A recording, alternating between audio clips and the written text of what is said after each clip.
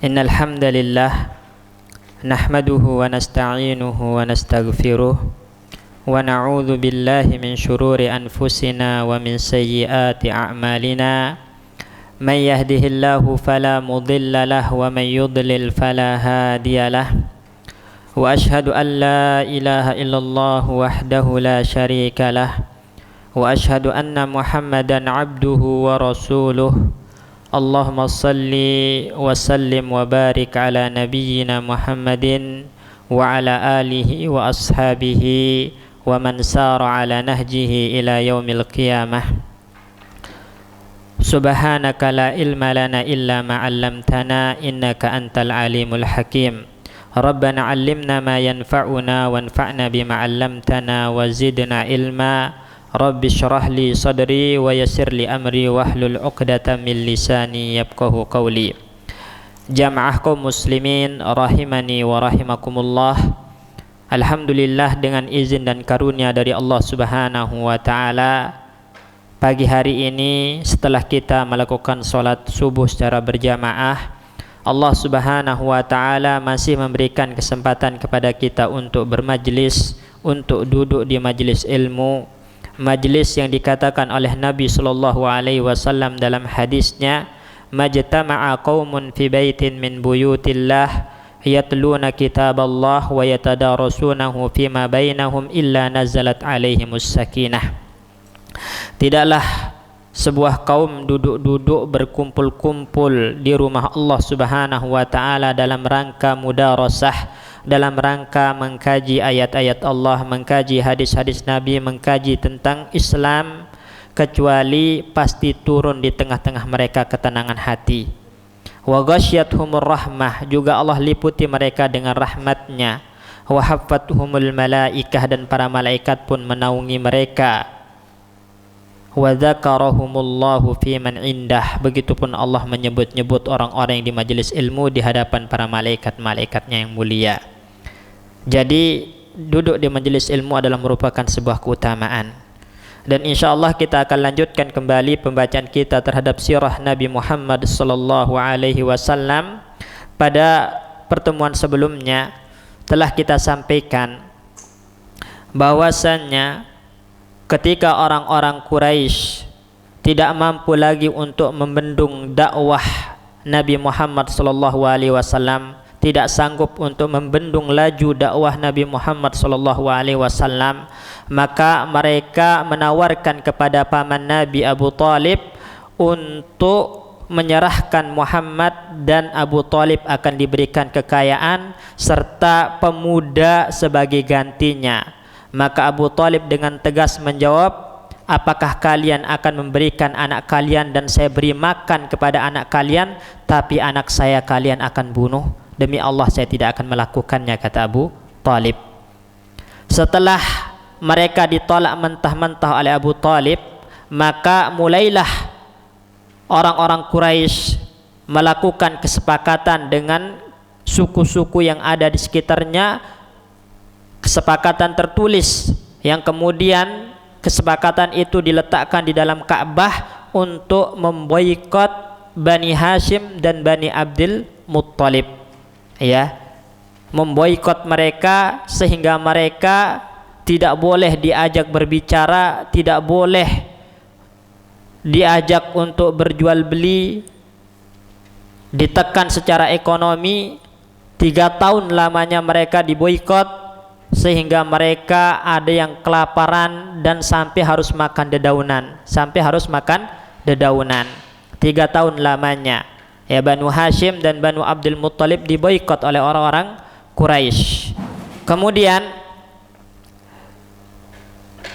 setelah 3 tahun, dalam riwayat Imam Bukhari dan juga disebutkan oleh Ibnu Hisham dalam kitab tarikhnya, bahwasanya Rasulullah sallallahu alaihi wasallam berkata kepada pamannya Abu Talib, ya ammi wahai paman, inna rabbi qad sallata al-aradah ala sahifati Quraisy. Sesungguhnya Allah Subhanahu wa taala telah mengirimkan rayap-rayap, ya, kepada lembaran perjanjian orang-orang Quraisy yang tujuannya tadi untuk memboikot Bani Hashim dan Bani Abdul Muttalib. Kesepakatan itu mereka letakkan di dalam Ka'bah. Kemudian Allah utus rayap untuk memakan lembaran tersebut, dan tidak tersisa kecuali ismullah, kecuali nama Allah saja. Ya, maka mendengar hal itu, ya, Abu Talib itu merasa gembira. Kemudian keluar, wahai Quraisy, katanya, sesungguhnya ibnu ahi, sesungguhnya anak saudaraku, maksudnya Nabi Muhammad SAW, mengabarkan kepadaku bahwasannya lembaran kesepakatan kalian itu telah dimakan oleh rayap. Ya, telah dimakan oleh rayap. Tapi sebelum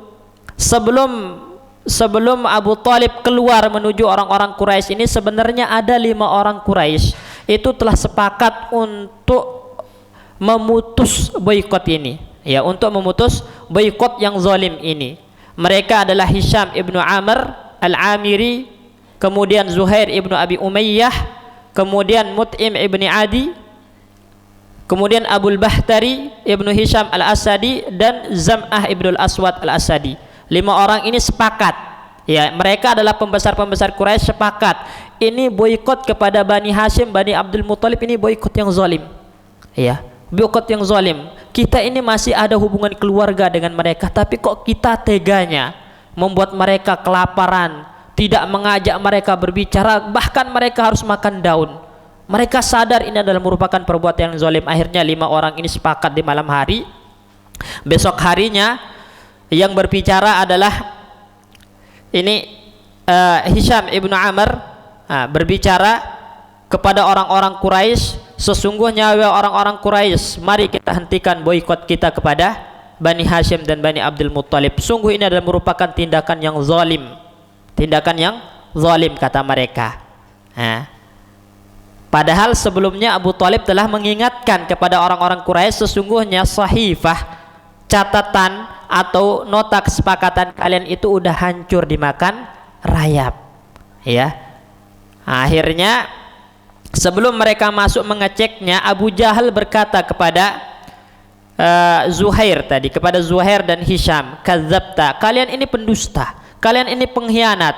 Dulu kita telah sepakat untuk memboikot Bani Hashim, Bani Abdul Muttalib, sekarang kalian ingin merusak kesepakatan tersebut, maka kalian ini adalah pendusta, kalian ini adalah pengkhianat, kata Abu Jahal. Maka salah satu dari 5 orang ini, yaitu Zam'ah, berkata kepada Abu Jahal, anta wallahi kadzibun, anda yang pendusta wahai Abu Jahal, kata Zam'ah, anda yang pendusta. Kami itu tidak pernah ridho, tidak pernah mau sepakat dengan kamu untuk memboikot Bani Hashim, Bani Abdul Muttalib. Kamu yang punya inisiatif dan kelompokmu, kata Zam'ah. Kemudian dikuatkan lagi oleh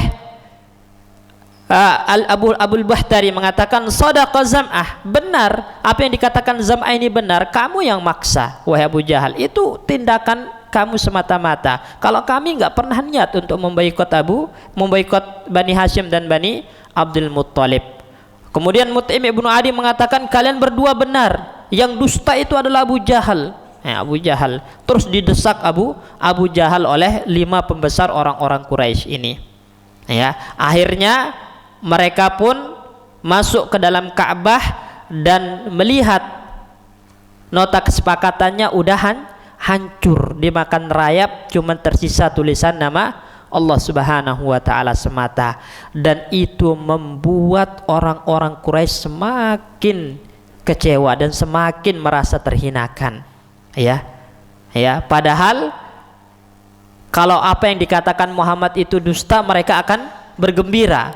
Tadi Abu Talib mengatakan, tadi anak paman saya, maksudnya Nabi Muhammad, memberitahu saya kalau catatan atau kalau nota kesepakatan kalian itu udah rusak, ya udah dimakan rayap, nggak ada sisanya, maka otomatis boikot kalian batal. Dan dicek ternyata benar. Maka itu membuat mereka semakin buruk, orang-orang Quraisy, termasuk Abu Jahal. Jadi apa pelajaran yang dapat kita petik dari Naqdus Sahifah ini? Rusaknya perjanjian Quraisy untuk memboikot Banu Hashim dan Banu Abdul Muttalib. Pertama, yang perlu kita ketahui di sini adalah tabiat manusia yang masih lurus itu benci kepada kezaliman, benci kepada kezaliman. Lihatlah kepada 5 orang yang kita sebutkan tadi, ya, Hisham ibnu Amr al-Amiri, kemudian Zuhair ibnu Abi Umayyah, kemudian Mut'im ibni Adi, kemudian Abul Bukhturi, kemudian Zam'ah ibnu Aswad. Ini 5 orang nggak suka dengan kezaliman yang dilakukan oleh Abu Jahal dan kelompoknya. Itu menunjukkan kalau mereka itu masih punya sifat kemanusiaan, ya. Dan orang yang memiliki tabiat yang lurus, tabiat sebagai seorang manusia itu yang masih baik, maka sangat benci dengan kezaliman, benci dengan kezaliman. Kemudian yang kedua, kezaliman itu tidak akan pernah kekal, pasti ada ujungnya, pasti ada akhirnya, pasti ada akhirnya. Dan Allah Subhanahu wa ta'ala pasti akan menolong Rasulnya dan membalas tipu daya musuh-musuh Allah kepada Rasulnya dengan hal yang membuat mereka semakin kecewa dan semakin merasa tersudutkan. Dan itulah yang terjadi kepada Abu Jahal serta orang-orang Quraisy yang sepakat dan sepaham dengan dirinya. Setelah boikot ini batal karena nota kesepakatannya telah hancur, maka mulailah Bani Hashim dan Banu Abdul Muttalib keluar dari tempat pengasingan mereka, satu persatu keluar semua. Akhirnya mereka mulai berbaur lagi, mulai untuk bisa berjual beli, berdagang, berjual beli, mencari nafkah untuk mengangkat ekonomi mereka kembali. Dan pada saat yang sama datanglah utusan dari Najran, beberapa orang-orang Nasrani dari Najran, itu jumlahnya sekitar 20 orang. Mereka adalah orang-orang Nasrani Najran. Najran itu adalah sebuah tempat antara kota Mekah dan Yaman, ya. Jadi pertengahan antara kota Mekah dan Yaman, itu namanya Najran. Rata-rata penduduknya adalah orang-orang Nasrani. Nah, 20 orang Nasrani ini datang ke kota Mekah karena mereka mendapatkan kabar dari sahabat-sahabat yang hijrah ke Habasyah. Kemarin ada berapa yang hijrah ke Habasyah? Masih ingat? Yang kedua kali ada jumlahnya berapa? 83 laki-laki dan 18 wanita, ya. Nah, jadi orang-orang Nasrani dari Najran ini mendapatkan kabar dari sahabat-sahabat yang hijrah ke Habasyah bahwasannya di kota Makkah telah muncul seorang nabi. Maka mereka pun bersegera datang ke kota Makkah ingin melihat bagaimana sih sifat dari nabi yang dikabarkan ini, apakah sesuai dengan yang ada dan tertulis dalam kitab suci mereka, yaitu apa? Injil, ya. Akhirnya 20 orang ini benar-benar menghadap kepada Nabi Shallallahu Alaihi Wasallam. Kemudian Nabi membacakan ayat-ayat Al-Quran kepada mereka, maka ke-20 orang ini beriman, masuk Islam. Dan itu membuat Abu Jahal semakin sakit hati. Abu Jahal semakin sakit hati. Mereka mengatakan, Abu Jahal ini mengatakan kepada ke-20 orang ini, ma ra'ayna rakban ahmaqa minkum. Kami tidak pernah melihat orang-orang yang lebih goblok daripada kalian, kata Abu Jahal, ya. Arsalakum qaumukum, kaum kalian mengutus kalian itu untuk melihat, ya, tentang kedustaan Muhammad ini, tapi kalian malah murtad dan masuk kepada agamanya Muhammad. Maka tidak ada yang lebih goblok daripada kalian, kata Abu Jahal. Tapi apa jawaban dari 20 orang yang masuk Islam ini?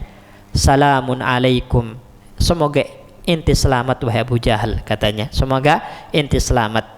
La nujahilukum, kami tidak mau berdebat dengan orang yang ya jahil seperti anda, gitu kan, yang nggak tahu apa-apa seperti anda. Lakum ma antum, ya kamu silakan berpegang teguh dengan agama nenek moyangmu, dan kami punya pilihan, dan kami memilih untuk masuk kepada agama Nabi Muhammad sallallahu alaihi wasallam.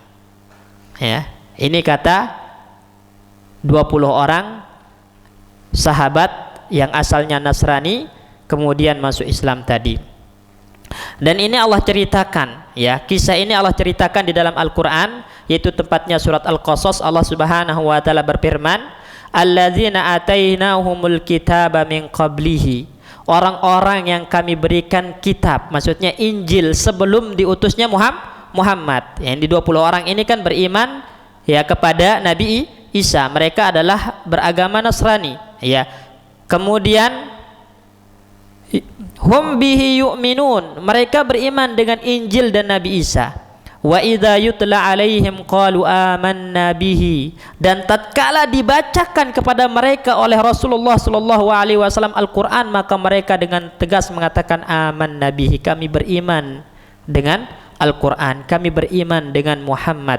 Innahul haqqu min rabbina, sesungguhnya Al-Qur'an dan Muhammad itu benar-benar ya, Rasulullah dan Al-Qur'an itu benar-benar turun dari sisi Allah Subhanahu wa taala.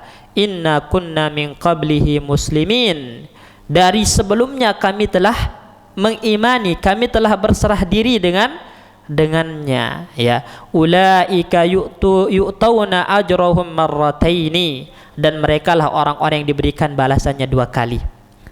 Balasan pertama karena beriman dengan Nabi Isa dan Injil. Balasan yang kedua karena beriman kepada Rasulullah dan Al-Qur'an ya. Bima sabaru ya, dan juga kami berikan mereka balasan ya, pahala atas kesabaran mereka ketika mereka diejek, dihinakan oleh Abu Jahal karena masuk Islam dan murtad dari Nasrani.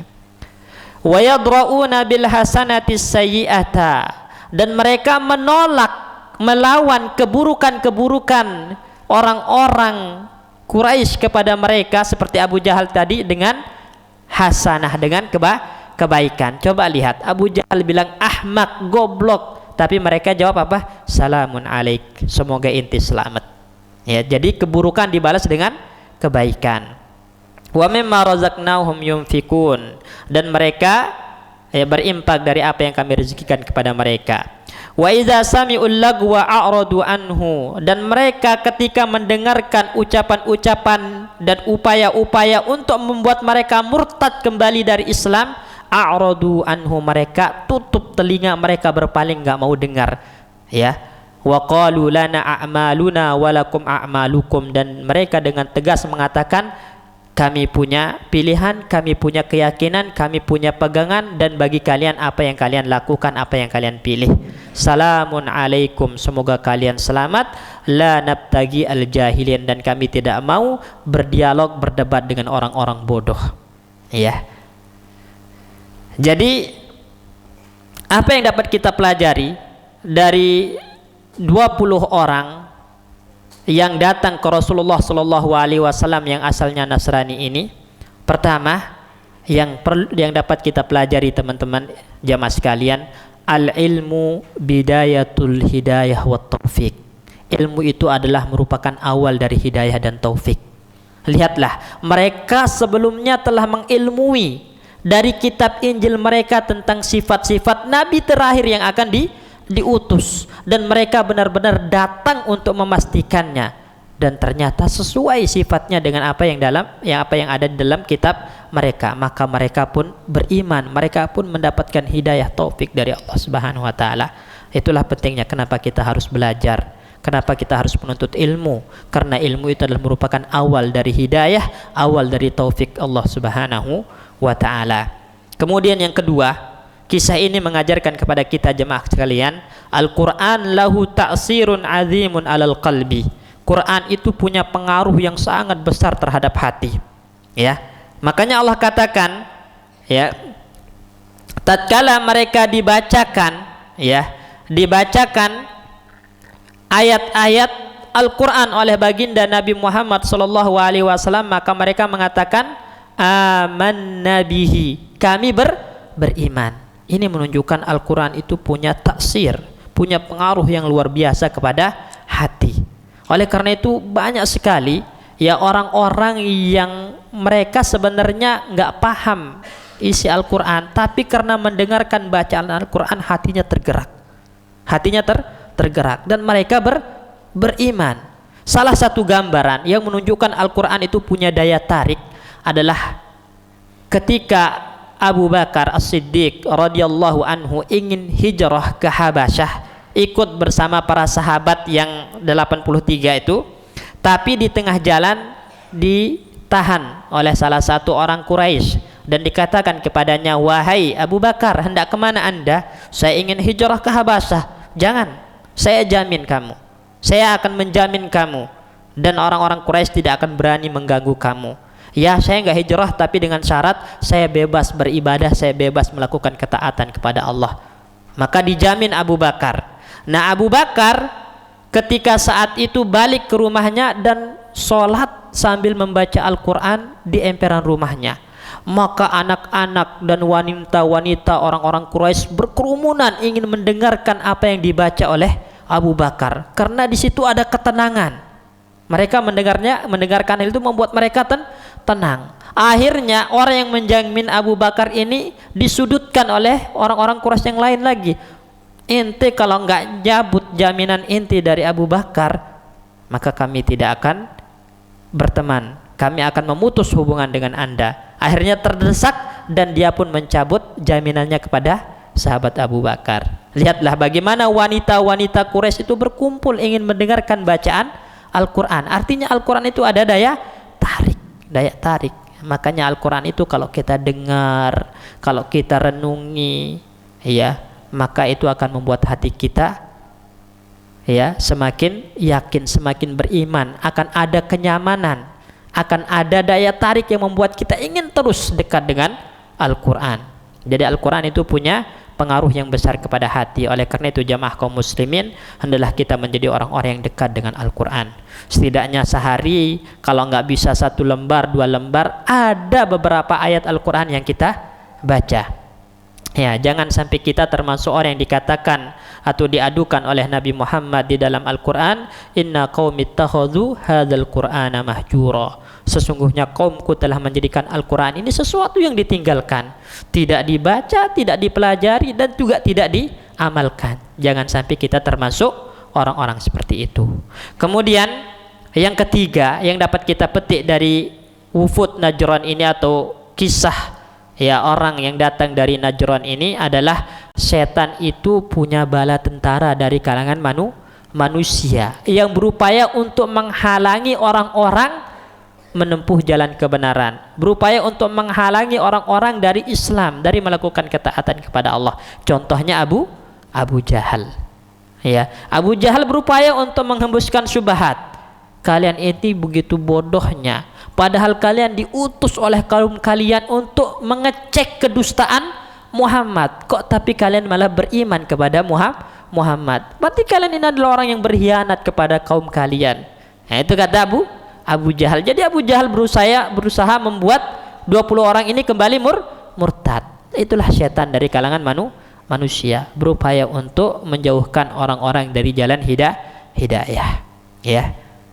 Ini, dan kadang kita mengalami hal yang semacam ini, teman-teman sekalian. Kita berusaha ke masjid, sholat, ada teman, ya teman, udah nggak usah, nanti aja sholat, nongkrong dulu, ngopi, dan semacamnya. Ini termasuk junudus syayatin. Ini termasuk bala tentara syaitan yang berusaha untuk memalingkan kita dari ketaatan kepada Allah Subhanahu wa taala. Kemudian yang dapat kita pelajari dari kisah ini adalah as-sabat alal haq. Kita harus berupaya untuk teguh di atas kebenaran. Ya, sebagaimana 20 orang ini ketika dihembuskan syubhat oleh Abu Jahal, mereka bertahan di atas kebenaran. Makanya mereka mengatakan lana a'maluna walakum a'malukum. Kami punya pilihan, kami punya keyakinan, kami punya prinsip, kalian juga punya amalan, kalian punya keyakinan. Kami tidak akan berpaling dari keyakinan kami karena mengikuti kalian. Jadi kalau kita udah punya keyakinan yang dibangun di atas ilmu, maka jangan dengarkan hembusan-hembusan yang berusaha untuk memalingkan kita dari kebenaran yang kita yakini. Hendaklah kita pegang teguh kebenaran yang kita yakini. Itu yang namanya as-sabat alal haq, dan tidak berpaling kepada apa yang diucapkan oleh musuh-musuh Allah, berupaya untuk memalingkan kita dari kebenaran. Ya, dan pelajaran terakhir yang dapat kita petik di sini, hendaklah kita membalas keburukan dengan kebaikan. Ya, lihatlah ya kepada 20 orang ini ketika dikatakan ma ra'ayna rakban ahmaqa minkum. Kami tidak pernah melihat sekumpulan orang yang lebih goblok, lebih bodoh daripada kalian. Tapi apa jawabnya? salamun alaikum. Ya, semoga Anda selamat. Keburukan dibalas dengan kebaikan. Ya, tutur kata yang buruk dibalas dengan tutur kata yang lembut. Inilah yang diajarkan oleh Islam, ya. Setelah Abu Jahal ya melihat 20 orang ini enggak bergeming dengan syubhatnya, akhirnya mereka tak mampu untuk membalas hujah dengan hujah. Tak mampu untuk membalas hujah dengan hujah. Maka mulailah mereka menjuluki Nabi Shallallahu Alaihi Wasallam dengan lakop-lakop yang buruk. Muhammad itu tukang sihir. Ya, dia memisahkan antara seorang istri dengan suaminya. Karena kalau masuk Islam otomatis pernikahan batal kalau salah satunya masih kafir akhirnya. Dan itu perbuatan tukang sihir katanya. Muhammad tukang sihir. Ini Muhammad orang gila dan semacamnya, ya, berusaha untuk menjelek-jelekkan Nabi Muhammad Sallallahu Alaihi Wasallam. Kembali setelah serangan fisik tidak mampu, mereka menghembuskan isu-isu buruk tentang Nabi Muhammad Sallallahu Alaihi Wasallam. Kemudian tidak lama setelah orang-orang Quraisy ya lepas dari boikot, maksudnya Bani Hashim dan Bani Abdul Muttalib lepas dari boikot orang-orang Quraisy, Nabi Shallallahu Alaihi Wasallam ditimpa musibah. Apa itu? Wafatnya paman beliau Abu Thalib. Padahal Abu Thalib ini termasuk orang yang terdepan membela Nabi Muhammad Shallallahu Alaihi Wasallam. Walaupun dia tidak beriman, tidak mengucapkan la ilaha illallah, tapi dia tidak pernah mendustakan Nabi Muhammad sallallahu alaihi wasallam. Apa yang dikatakan oleh Nabi Muhammad selalu dibenarkan oleh Abu Thalib. Ya, bahkan dia yakin dengan kebenaran yang disampaikan oleh Muhammad, tapi satu yang disayangkan, Abu Thalib tidak mau mengucapkan syahadatain, ya, di akhir hayatnya. Kenapa? Karena ada kelompok orang-orang yang menghalanginya, Abu Jahal dan kawan-kawannya. Sebagaimana diriwayatkan oleh Imam Bukhari, ya, Imam Bukhari, yaitu tatkala ya Abu Thalib sakaratul maut, maka Rasulullah sallallahu alaihi wasallam menawarkan kepadanya, ya ammi qul la ilaha illallah, wahai paman, ucapkan la ilaha illallah, ya, kalimatan uhajjulaka biha indallah, ya, sebuah kalimat yang saya bisa membelamu dengannya di hadapan Allah Subhanahu wa taala. Tapi apa jawab Abu Thalib? Enggan, dia enggak mau. Kenapa? Khasyata ayya'irahu qaumuh, takut, ya, takut dicerca oleh kaumnya, maksudnya oleh Abu Jahal dan orang-orang yang di sekitarnya. Karena mereka mengatakan, ya Abu Thalib atarghabu an millati abik, wahai Abu Thalib, apakah kamu enggak suka dengan agama nenek moyangmu? Nah, kalau sampai mengucapkan la ilallah akan dicerca terus. Itu yang dikhawatirkan oleh Abu Thalib, karena Abu Thalib itu termasuk pembesar kaumnya. Maka akhirnya dia mati di dalam keadaan kufur, ya, kafir kepada Allah Subhanahu wa taala. Dan di riwayat Imam Bukhari juga disebutkan paman Nabi Al-Abbas, ya, bapaknya Abdullah ibn Abbas, Al-Abbas paman Nabi, berkata kepada Nabi Muhammad sallallahu alaihi wasallam, ma agnaita an ammik, ya, tidakkah kamu bisa menyelamatkan pamanmu Abu Thalib dari siksaan Allah Subhanahu wa taala? Padahal pamanmu Abu Thalib ini adalah orang yang membelamu, orang yang melindungimu, orang yang paling terdepan, ya, membenarkanmu, menghalangi orang-orang Quraisy dari menyakitimu. Maka Nabi mengatakan, huwa fi dahdahi minan nar, Abu Thalib itu di dahdah minan nar. Dahdah itu neraka yang paling atas, ya. Laula ana, kata Nabi, lakana fil asfalid darki minan nar. Kalau bukan karena syafaat dari saya, Abu Thalib itu berada di keraknya api neraka. Tapi karena saya memberikan syafaat, maka dia berada di neraka paling dangkal. Dalam riwayat yang lain, ya, azab yang diberikan kepada Abu Thalib itu adalah azab yang paling ringan, yaitu dipakaikan sendal, ya, yang membuat ubun-ubunnya langsung mendidih langsung meleleh terbakar. Itu azab yang paling ringan. Bagaimana azab yang paling keras di neraka? Wal iyadu billah. Semoga Allah melindungi kita dari api neraka. Tak selang lama dari kematian Abu Thalib, menyusullah kematian istri Nabi Shallallahu Alaihi Wasallam, Khadijah. Jadi sekitar, ada yang para ulama mengatakan sekitar 3 bulan, ada yang mengatakan sekitar 2 bulan, ada yang mengatakan sekitar sebulan. Setelah itu Khadijah meninggal dunia. Ya, padahal Nabi masih bersedih karena ditinggal wafat oleh paman yang membelanya, yang merawatnya dari kecil setelah kakeknya.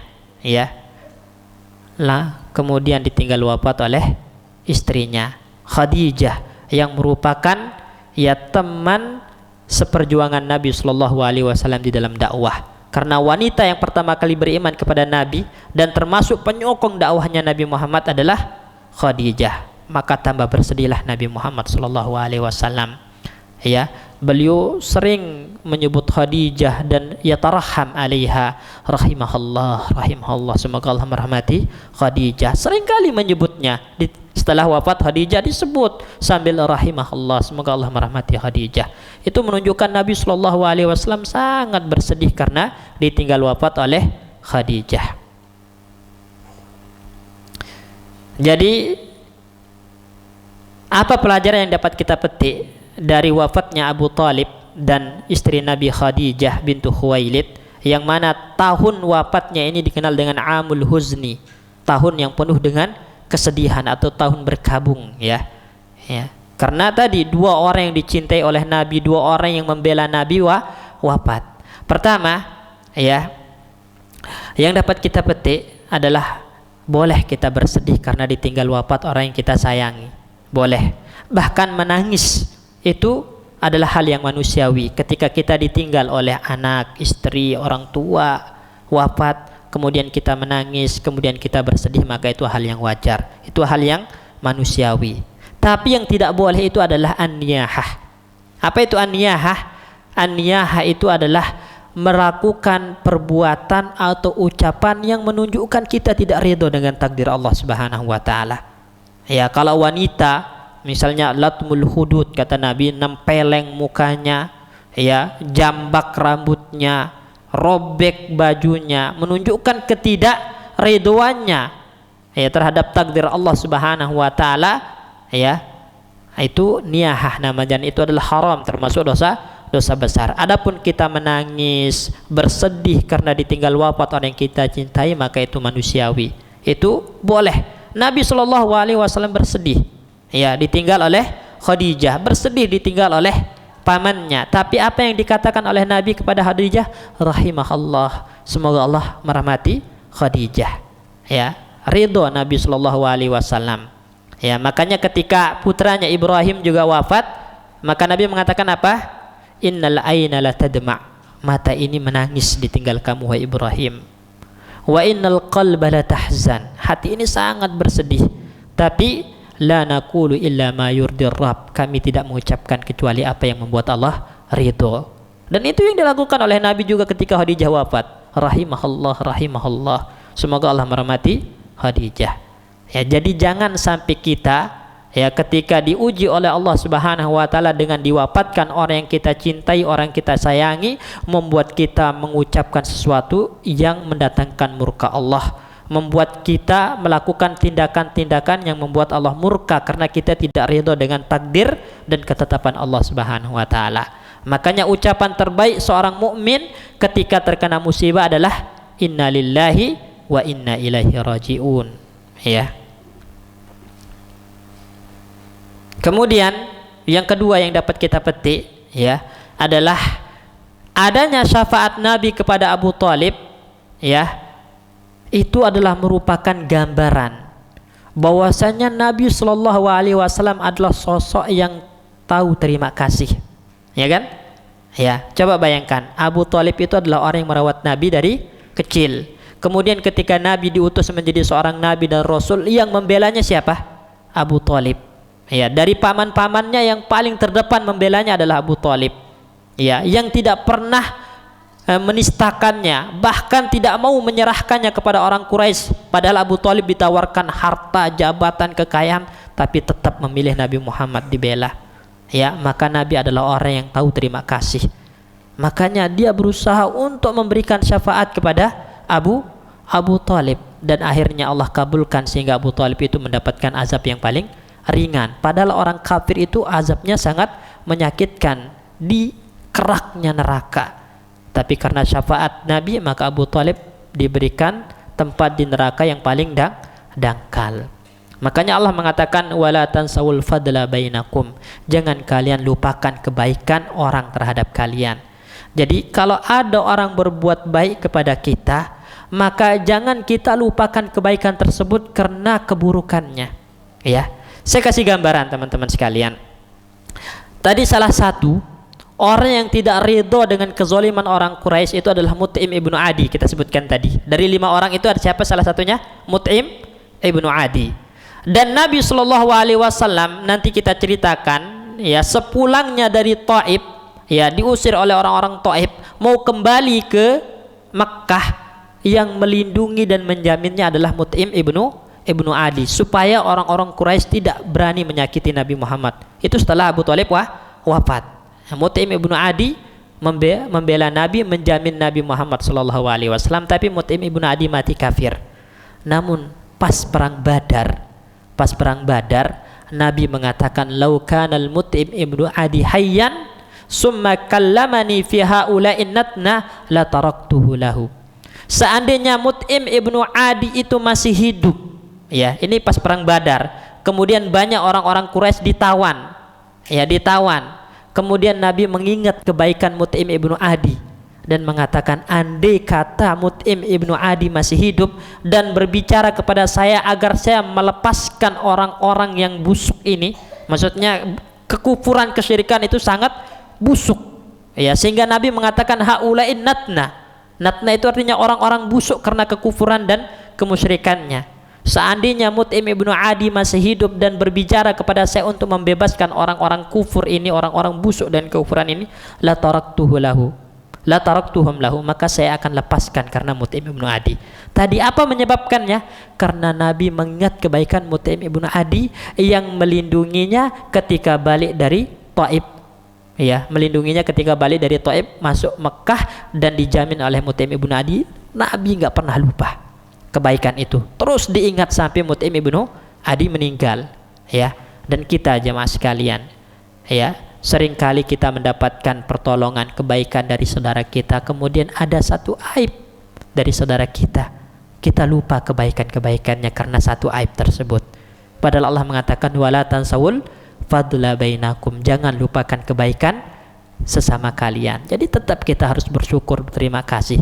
Apalagi, ya, itu kebaikan berupa ilmu, ya. Makanya Imam Syafi'i rahimahullahu taala pernah mengatakan, al-karimu, orang yang mulia itu, kata Imam Syafi'i, adalah orang yang senantiasa mengingat kebaikan seseorang, dan walaupun itu adalah sepatah kata yang merupakan faidah ilmiah, maka kalau diingat kebaikan tersebut, itulah orang mulia.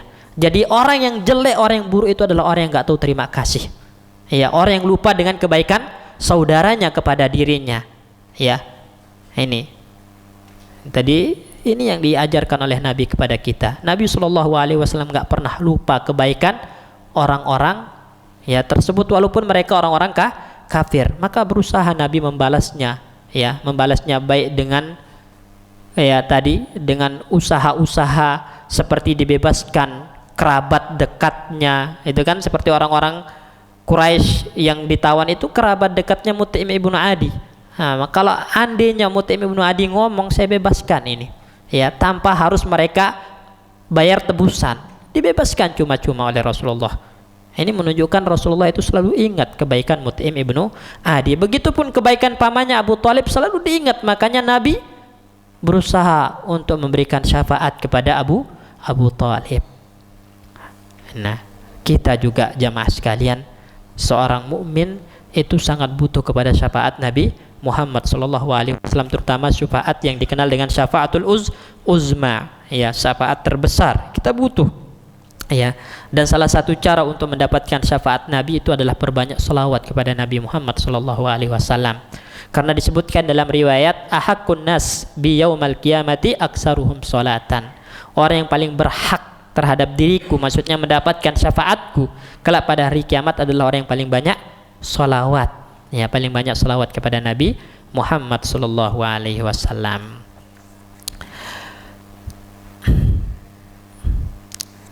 Setelah, ya, Abu Thalib meninggal, kemudian juga setelah Khadijah meninggal pada tahun yang dikenal dengan tahun Amul Huzni, tahun kesedihan, tahun berkabung, maka enggak ada lagi yang membela Nabi sallallahu alaihi wasallam dari kalangan keluarganya, ya. Akhirnya Quraisy semakin berani, ya. Contohnya apa? Mereka berani, ya, untuk menimbun Nabi dengan tanah ketika bersujud. Coba bayangkan ya mas sekalian, ya. Jadi Nabi sallallahu alaihi wasallam ketika sujud ditimbun dengan tanah. Ketika berjalan Nabi dilempar dengan tanah, dilempar dengan kotoran-kotoran unta, kotoran-kotoran kambing. Ya, ketika sholat pun sama, ya, ditimpuk dengan kotoran kambing. Coba bayangkan, ya. Bahkan pernah orang-orang Quraisy itu ta'allaqat, maksudnya ta'allaqat itu menarik Nabi sampai tersungkur dan mengatakan, antal ladzi turidu an taj'alal alihata ilahan wahida. Wahai Muhammad, kamu yang ingin menjadikan Tuhan-Tuhan itu menjadi satu saja. Oh, ditarik Nabi sampai tersungkur. Gak ada lagi yang membela Nabi kecuali satu, Abu Bakar. Abu Bakar yang berani membela Nabi. Abu Bakar yang berani melindungi Nabi dan mengatakan, ataqtuluna rajulan, apakah kalian berani membunuh seseorang yaqulu rabbi Allah, yang mengatakan Allah Rabbku, ya. Jadi Abu Bakar yang membela Nabi. Nah, karena desakan yang begitu keras, kemudian serangan yang begitu gencar secara fisik dari orang-orang Quraisy, itulah yang membuat Nabi Shallallahu Alaihi Wasallam ingin keluar dari Mekah lalu mengarah ke Taif. Nah, mengarah ke Taif. Nabi ke Taif ingin kemana? Ke Bani Saqif. Nah, di Bani Saqif itu disitulah tempat bibi-bibi Nabi, ya, paman-paman Nabi dari jalur ibu, ya, dari jalur ibu. Tujuannya adalah Nabi ingin mendakwahi mereka yang ada di Taif, ya. Kemudian ketika sampai di Taif, maka Nabi Shallallahu Alaihi Wasallam mendatangi pembesar-pembesar Taif. Di antaranya adalah Hashim ibnu Abdi Manaf, ya. Kemudian ada juga di situ Mansur, ya. Mansur ini adalah merupakan pembesar-pembesar Saqif yang ada di Taif, Bani Saqif, ya. Ada 3 orang yang paling besar yang ada di Taif itu. Yang pertama di antaranya adalah Mas'ud, Habib, kemudian ada namanya Abdu Yalil, ya, Abdu Yalail namanya, Abdu Yalail. Nabi Shallallahu Alaihi Wasallam menawarkan kepada mereka agar mereka menolong Nabi di dalam dakwahnya. Nabi ingin menyampaikan dakwah dan mereka ingin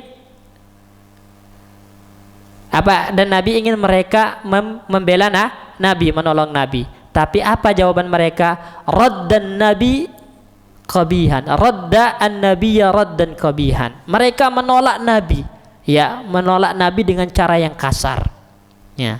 Diusir Nabi Muhammad SAW oleh orang-orang Taif ini. Bahkan konon diceritakan ketika Nabi SAW keluar dari Taif itu sambil dilempar oleh anak-anak dengan batu, dan Nabi SAW berdarah karena lemparan mereka. Coba bayangkan jemaah sekalian, Nabi di kota Makkah terdesak, ya, disiksa, diganggu oleh orang-orang Quraisy, lari ke Taif dengan tujuan berdakwah dan ingin mencari perlindungan. Sesampainya di Taif diusir pun dengan cara yang kasar, dilempar sampai berdarah, ya. Akhirnya Nabi Shallallahu Alaihi Wasallam keluar dari Taif, Ya, kemudian Nabi Shallallahu Alaihi Wasallam sampai di sebuah pohon berteduh. Kebetulan pohon itu adalah milik ya salah satu pembesar juga dari pembesar yang ada di kota Taif, yaitu milik Utbah, ya, milik Utbah dan Syaibah ibn Rabi'ah, ya, Utbah, Syaibah ibn Rabi'ah. Utbah ini adalah anaknya Rabi'ah, kemudian Syaibah juga anaknya Rabi'ah. Jadi kedua orang ini termasuk pembesar Taif dan musuh Nabi Muhammad sallallahu alaihi wasallam. Nabi singgah di tempat mereka, di kebun mereka, berteduh. Nabi sallallahu alaihi wasallam ketika berteduh itu melihat ke langit dan berkata, "Ya Allah, Allahumma inni ashku ilaika dha'fa quwwati." Ya Allah, aku hanya bisa mengadu kepadamu ya Allah tentang lemahnya diriku. Ya. Wa qillata hilati, dan minimnya usahaku, minimnya kekuatanku. Wa hawani 'alan nasi, dan betapa lemahnya diriku menghadapi orang-orang itu ya Allah. Anta arhamur rahimin, Engkaulah yang maha penyayang ya Allah. Ila man takiluni, sekarang kepada siapa Engkau akan menyerahkan saya ya Allah?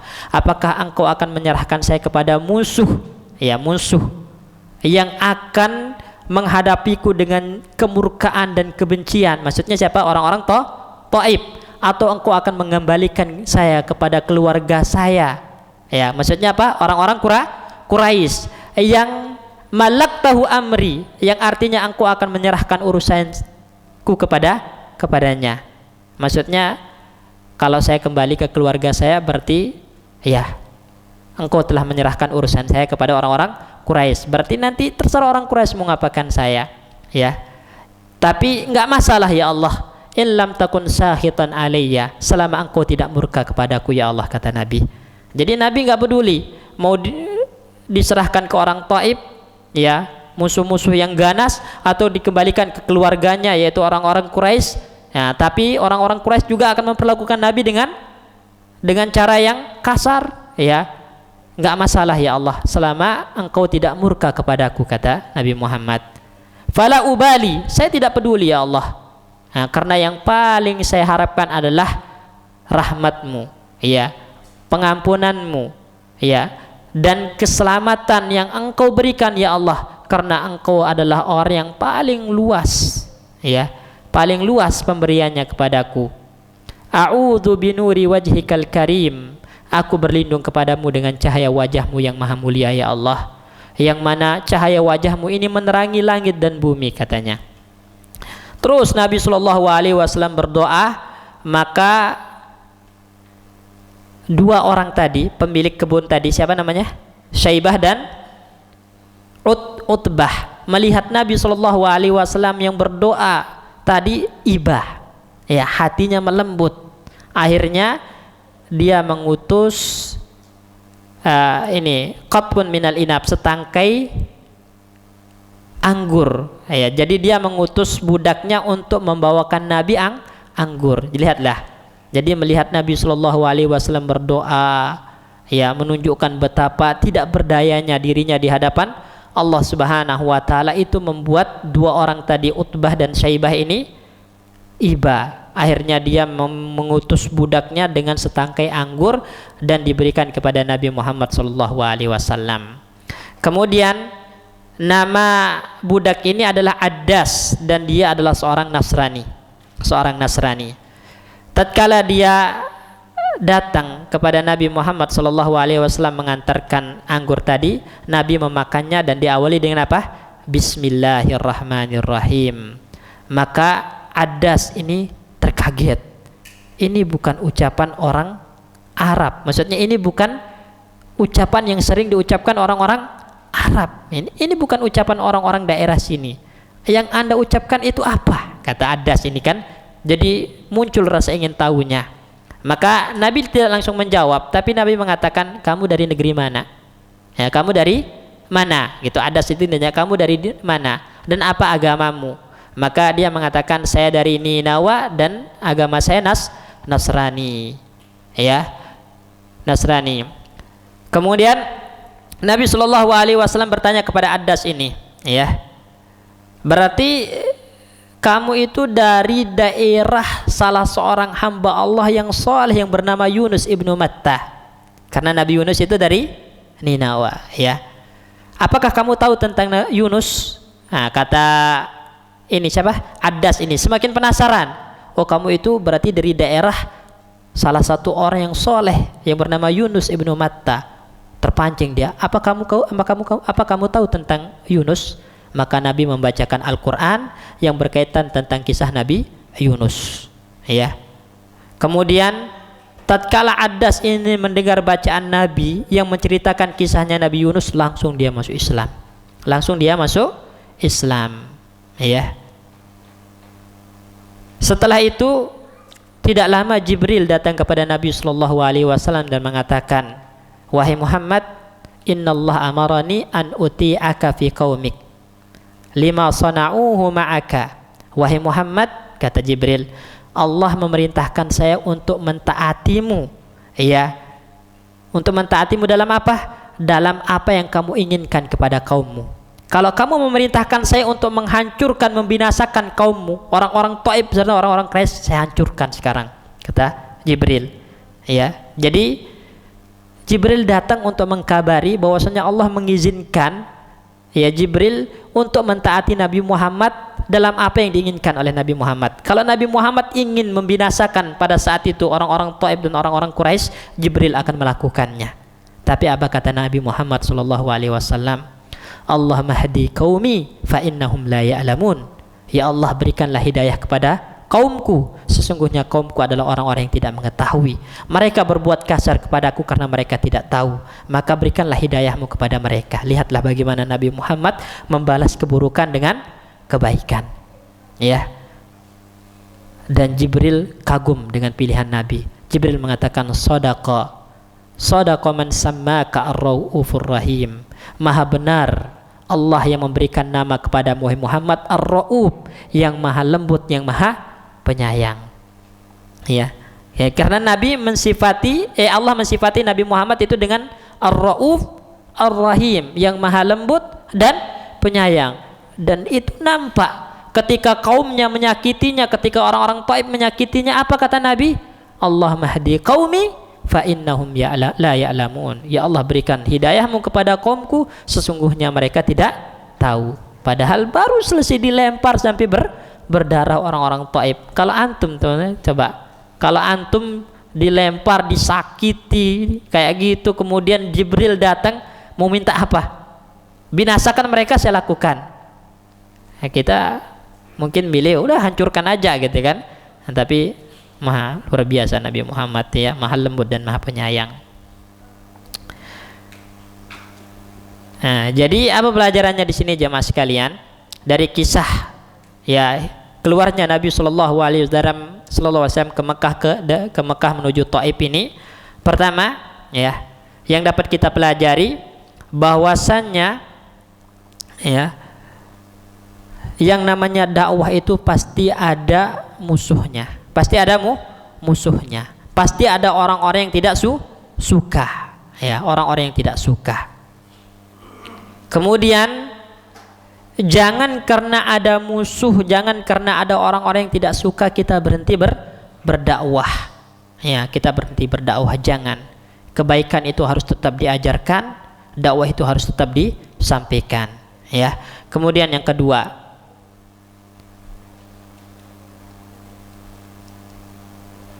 hendaklah kita menjadi orang yang berlapang dada, ya. Hendaklah kita menjadi orang yang lapang dada atas kezaliman orang lain kepada kita. Maksudnya hendaklah kita menjadi orang yang pemaaf, ya. Boleh, ya, kita berdoa keburukan terhadap orang yang menzalimi kita, itu boleh.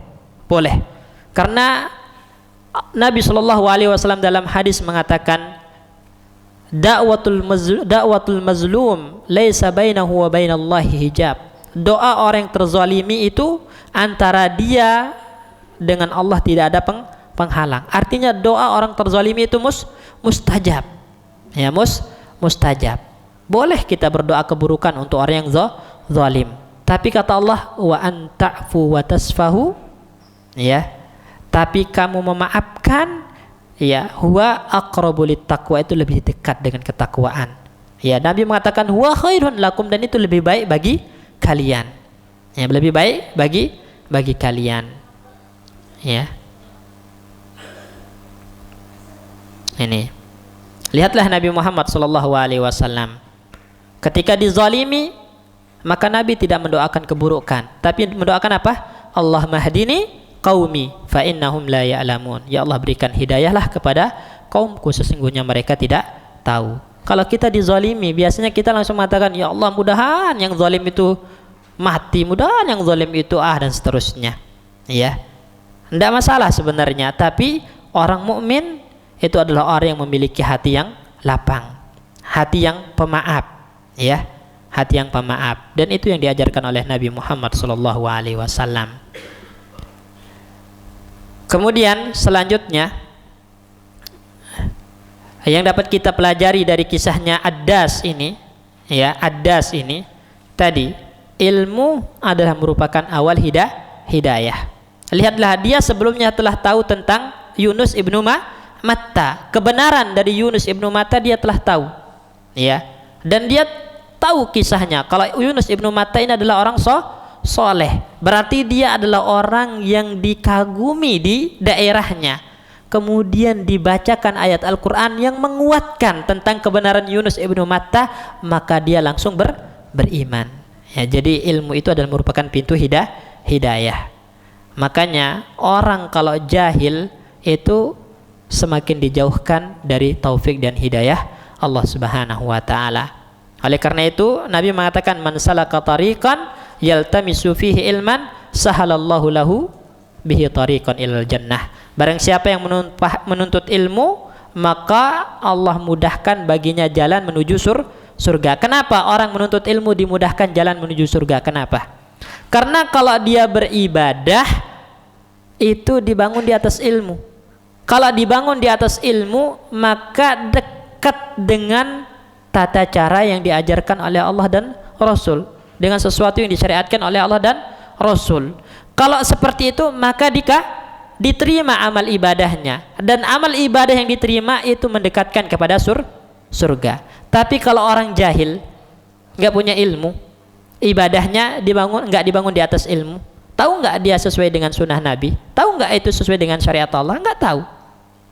Kalau nggak tahu, maka Nabi mengatakan, man amila amalan laisa alaihi amruna fahuwa raddun. Barang siapa yang beramal dengan amal yang tidak kami contohkan, tidak kami syariatkan, tertolak. Jadi amalan tertolak, apa pahalanya? Nggak ada, sia-sia. Faja'alnahu haba'an mansura. Kami jadikan itu seperti debu yang berterbangan, tidak ada artinya. Ya, tidak ada artinya. Kalau nggak ada pahala dalam ibadah, sia-sia ibadahnya, maka bagaimana timbang amal ketaatan akan berat? Sedangkan dosa itu terus ada dalam diri manusia, karena manusia itu adalah khatta'un, kullu bani adam khatta'un wa khairul khatta'in at-tawwabun. Semua anak Adam itu pasti melakukan dosa, nggak ada yang nggak melakukan dosa. Cuman dosa kita itu bisa digugurkan dengan melakukan kebaikan, ketaatan, amal soleh, tapi amal soleh yang sesuai dengan syariat Allah dan Rasulnya. Al-hasanat yuzhibna sayyiat, kata Allah. Amal soleh, amal kebaikan itu akan menggugurkan dosa. Cuman amal kebaikan itu kapan dikatakan kebaikan? Amal soleh itu kapan dikatakan amal soleh? Ketika sesuai dengan perintah Allah dan Rasulnya serta dilakukan secara ikhlas. Artinya kalau nggak sesuai dengan perintah Allah dan Rasul, nggak sesuai dengan sunnah Rasul, maka itu bukan amal soleh. Bagaimana bisa menggugurkan dosa-dosa? Ya. Jadi tadi al-ilmu bidayatut taufik. Ilmu itu adalah awal dari hidayah dan taufik Allah Subhanahu wa ta'ala. Ya. Kemudian yang keempat, ya, pelajaran yang dapat kita petik, ya, hijrahnya Nabi ke Taif ini adalah Allah Subhanahu wa ta'ala tidak akan pernah membiarkan nabinya dihinakan. Allah tidak akan pernah membiarkan nabinya dihinakan.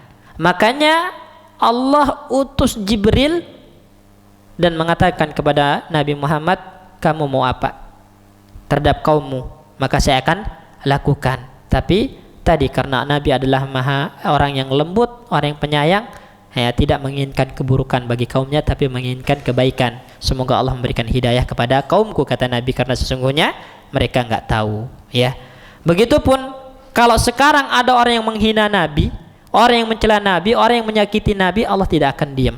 Allah tidak akan diam, karena Allah mengatakan, Inna syani'aka huwal abtar. Sesungguhnya orang-orang yang mencelamu, orang-orang yang menghinamu, maka pasti orang-orang yang akan merugi, orang-orang yang akan merugi. Dan wa kafainakal mustahziin, kata Allah, cukup bagi kami pelindungmu, pembelamu dari orang-orang yang mencelamu, Muhammad. Ya, dan pasti jamaah sekalian, orang yang menghina Nabi itu akan mendapatkan keburukan yang segera, selain di akhirat. Ya, contohnya aja, sebagaimana yang kita sebutkan pada sebelumnya, orang-orang yang menghina Nabi, Abu Jahal, Abu Lahab dan semacamnya itu mati dalam keadaan hina semua. Ya, Abu Jahal orang yang bangga dengan kekuatannya, orang yang bangga dengan kemahirannya dalam berpedang dan semacamnya, mati dibunuh anak kecil. Coba penghinaan apa yang lebih besar daripada itu? Ya, antum yang ahli berpedang, pokoknya ahlilah dalam segala hal, dikalahkan sama bocah. Itu penghinaan enggak? Penghinaan. Ya. Nah, selama ini luntur sesuatu yang dibanggakan, enggak ada artinya. Allah hinakan Abu Jahal. Abu Lahab sama. Allah hinakan. Bahkan banyak orang-orang yang menghina Nabi itu mati dalam keadaan hina karena penyakit yang tidak dikenal oleh kaumnya. Penyakit yang membuat kaumnya merasa jijik. Itu. Ada orang yang menghina Nabi di Indonesia ini ada. Nah, kemarin disikat sama para pendemo itu sampai telanjang itu. Itu balasan di awal. Kalau nggak taubat, maka sesungguhnya siksa Allah amat pedih bagi para penghina Nabi. Maka jangan kita berani untuk mencela Nabi Muhammad SAW sekecil apapun. Jangan pernah terbersit dalam benak kita untuk menghina Nabi. Demi Allah, Allah tidak akan pernah diam ketika nabinya dihina. Pasti Allah membalasnya, jemaah sekalian. Ini buktinya Allah utus Jibril, dan Allah meminta kepada Jibril agar menanyakan kepada Nabi Muhammad apa yang dia mau terhadap kaumnya. Karena Allah nggak ridho kalau nabinya dihina, nggak ridho kalau nabinya disakiti. Makanya para ulama itu mengatakan para penghina Nabi itu murtad, keluar dari Islam, dan kalau hukum Islam ditegakkan itu langsung dipenggal lehernya, nggak perlu diminta taubat, taubat. Berbeda kalau dia menghina Allah. Kalau menghina Allah masih diminta taubat, tapi kalau menghina Nabi Muhammad itu nggak diminta taubat, kata para ulama, langsung dipenggal lehernya, karena Nabi udah wafat. Nabi udah wafat, dan kita nggak tahu Nabi memaafkannya apa tidak, sehingga langsung dipenggal lehernya. Kalau hukum Islam ditegakkan tanpa harus diminta taubat. Berbeda kalau dengan orang yang menghina Allah, maka masih diminta taubat, sebab Allah Maha Pengampun. Tapi kalau Nabi yang dihina, langsung dipenggal lehernya tanpa diminta taubat. Menunjukkan bahwasanya para ulama itu keras terhadap orang-orang yang menghina Nabi Muhammad SAW.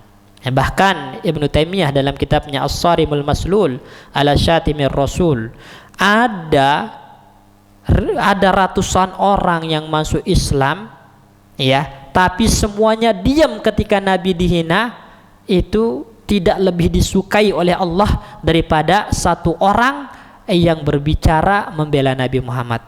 Mana yang lebih disukai? Satu orang tadi, daripada ada banyak orang yang masuk Islam, beribadah kepada Allah, tapi Nabi dihina, mereka diam. Karena tadi Allah nggak ridho nabinya dihina. Seharusnya kita sebagai orang yang mengharapkan syafaat Nabi adalah orang yang paling terdepan membela Nabi Muhammad SAW. Setelah Nabi SAW ke Taif, kemudian diusir keluar dari Taif, kembali lagi ke kota Mekkah. Dan ketika dia masuk ke kota Mekkah, itu dihalangi oleh orang-orang Quraisy, nggak boleh. Maka yang memberikan perlindungan dan jaminan tadi siapa? Mut'im ibnu Adi. Mut'im ibnu Adi. Bahkan Mut'im ibnu Adi ini menyuruh putra-putranya untuk menyiapkan senjata-senjata mereka menjaga Nabi Muhammad SAW. Supaya kalau ada orang-orang berani datang menyakiti, langsung disikat sama putra-putranya Mut'im. Nah, ini menunjukkan betapa Mut'im itu ingin melindungi Nabi Muhammad SAW. Dan Nabi nggak pernah lupa kebaikan Mut'im tadi, jemaah sekalian. Nah, inilah yang dikatakan oleh Allah, wala tansawul fadla bainakum. Jangan pernah lupakan kebaikan orang terhadap kalian. Dan Nabi nggak pernah melupakan kebaikan Mut'im tadi. Sampai Mut'im menyuruh anaknya, ya, semua bawa senjata melindungi Nabi. Ya, kalaupun mati karena membela Nabi itu nggak masalah bagi mereka. Karena tadi orang-orang Arab itu kalau udah memberikan jaminan mereka totalitas. Bahkan kalau mati mereka itu termasuk kebanggaan. Ya. Dan Nabi nggak lupa kebaikan itu. Nah, buktinya apa? Ketika perang Badar tadi Nabi mengatakan seandainya Mut'im ibnu Adi hidup dan Mut'im mengatakan bebaskan orang-orang ini, maka Nabi akan membebaskan tanpa meminta tebusan sebagai bentuk terima kasihnya kepada Mut'im. Ya, jadilah orang yang berterima kasih kepada kebaikan orang lain sebagaimana yang diajarkan oleh baginda Nabi SAW kepada kita. Jangan kita menjadi orang yang tidak tahu terima kasih, ya jemaah sekalian. Ya, kadang begini jemaah sekalian. Kita punya ustadz, ya, ada punya teman seorang ustadz, dia terjatuh dalam sebuah kesalahan, yaitu murid-muridnya di belakang ngomongin buruk terhadap ustadznya. Padahal dulu dia belajar dari ustadz tersebut, ya, dan kesalahan ustadznya nggak seberapa. Coba dibandingkan dengan Mut'im ibnu Adi, dosanya lebih besar mana? Kufur, musyrik. Tapi Nabi tetap berterima kasih kepada kebaikan Mut'im. Dosanya lebih besar mana? Abu Talib yang masih kufur. Tapi Nabi SAW tahu terima kasih kepada Abu Talib. Antum diajarkan ilmu, ya, oleh Ustadz antum, begitu banyak ilmu, antum bisa baca Al-Quran, bisa baca ini melalui dia. Kemudian Ustadznya melakukan kesalahan, akhirnya dijadikan bahan gunjingan di belakang, kemudian ditinggalkan, nggak tahu terima kasih. Nah, Imam Syafi'i mengatakan orang-orang semacam ini adalah orang-orang buruk, karena orang-orang mulia adalah yang senantiasa mengingat kebaikan orang yang berbuat baik kepadanya, walaupun itu satu patah ilmu, nggak pernah dilupakan. Ini barakallahu fikum. Nah, ini yang kita bisa sampaikan pada pertemuan kali ini. Kita tutup dengan doa kafaratul majlis. Assalamualaikum warahmatullahi wabarakatuh.